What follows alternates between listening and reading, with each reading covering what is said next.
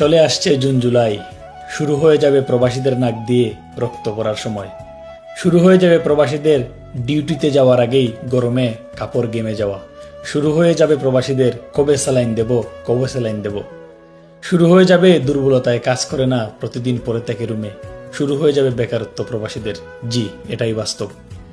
বিশেষ করে মধ্যপ্রাচ্যের দেশগুলা, ওমান, দুবাই, কাতার, সৌদিয়া, বাহরাইন, এই দেশগুলার যে প্রবাসী ভাইয়েরা আছে, এই গরমের সময় এদের জীবন সত্যি অতিষ্ঠ হয়ে যায়।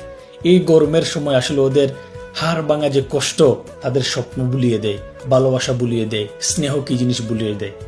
মৃত্যুর যন্ত্রণাও মনে হয় এত তীব্র হবে না। গরমের সময় মধ্যপ্রাচ্যের দেশে বিল্ডিং কনস্ট্রাকশনের কাজ যারা করে, সেই প্রবাসী ভাইদের যে কষ্ট হয়। আপনি এসি গাড়িতে কাজ করেন ওমানে, দুবাইয়ে, কাতারে, প্লিজ অনুভব করার জন্য একবার হলো বিল্ডিং কনস্ট্রাকশন যে কোনো সাইটে গিয়ে প্রবাসীর কষ্ট দেখবেন। একটা মর্তুজ তাবুক নিয়ে যখন একজন প্রবাসী কাজ করে, দিন শেষে সেটা একটা থাকে না, 200 থেকে 250 হয়ে যায়। দিন শেষে হেঁটে আসার শক্তি তার রুমে থাকে না। এটাই বাস্তব। রুমে আসার পরও পানি এতটা গরম থাকে, গোসল করার মতো কোনো সিচুয়েশন থাকে না। ইয়েস, এটাই বাস্তব। নিজ চোখে দেখেছি, নিজে করেছি, তাই এগুলো সম্পর্কে বড্ড বেশি অবগত আমি। ধন্যবাদ।